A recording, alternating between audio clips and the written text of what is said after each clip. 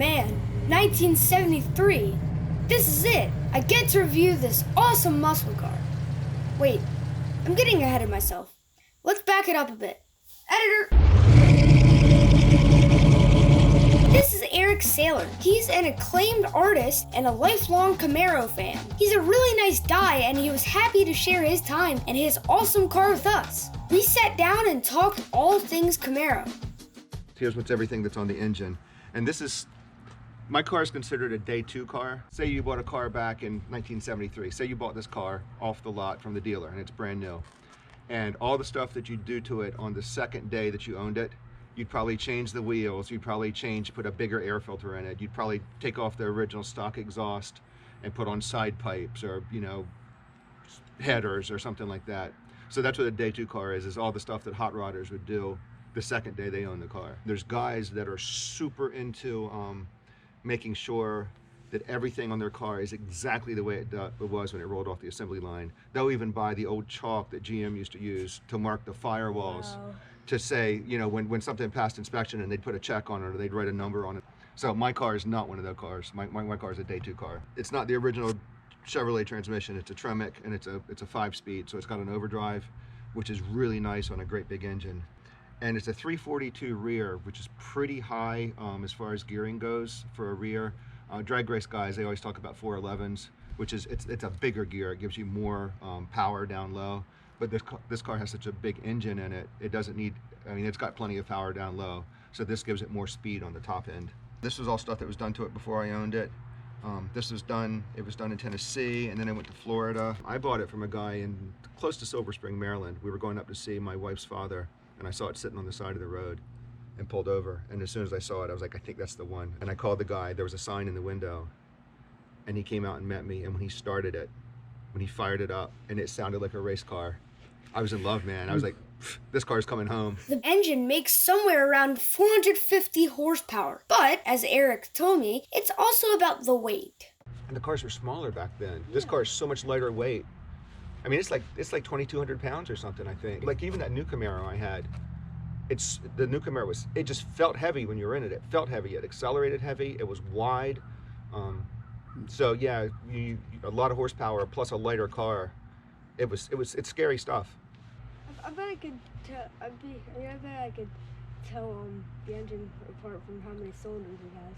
You can. Yeah, because just the pipe part, just the pipe count on the engine. Yeah. So do you know how to tell a big block from a small block? I haven't really heard of the term block before. Okay. So the block is the big piece of metal that the entire engine's built on. It's what they start with. So it's a big piece of metal that's got cylinders in it. Okay, yeah, so on a big block Chevy, you have 4 pipes coming out each side of the engine. So you have V8. That's a V8, right, and it would be the same with a small block. A small block is a V8 too. But on the big block, the 2 interior pipes are separated. There's space in between them, okay? Does that make sense? Mm-hmm. On the small block, those 2 pipes are real close together. So if you ever walk up and you see a Chevrolet engine, if the pipes are 4 separated pipes, you know it's a big block.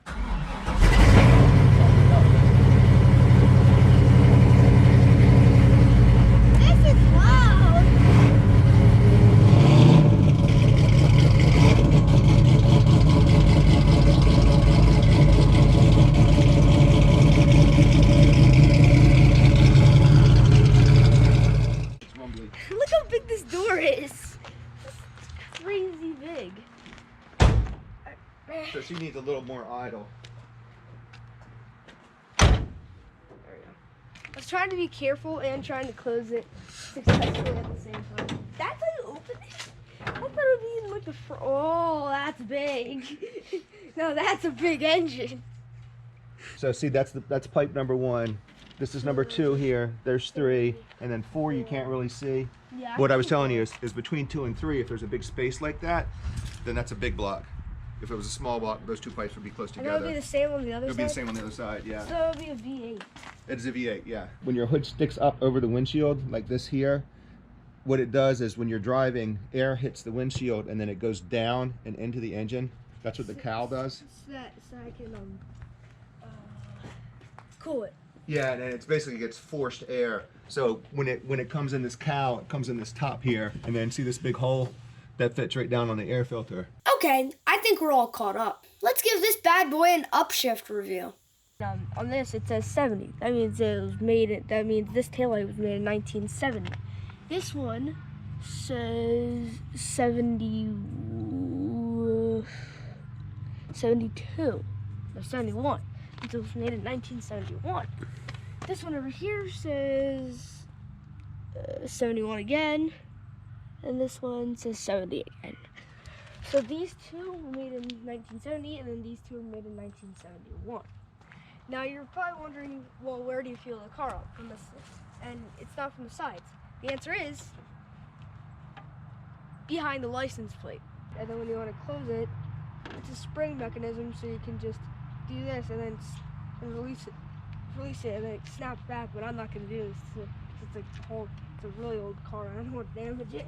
There's not really that much space back here. I don't know how I'm gonna get back out.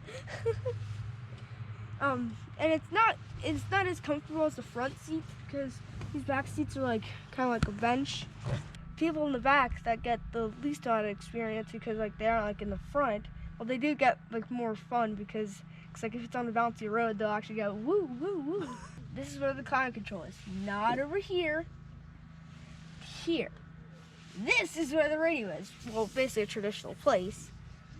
But you think the climate controls would be below the radio? No, that's where the oil PSI and the temperature is. So roll-up windows, they're really hard to roll up, but they're really easy to roll down. Yeah, the glove box. Actually, turn it to unlock it.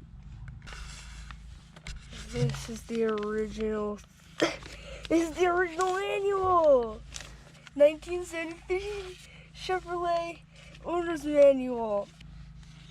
Look, it's all black and white.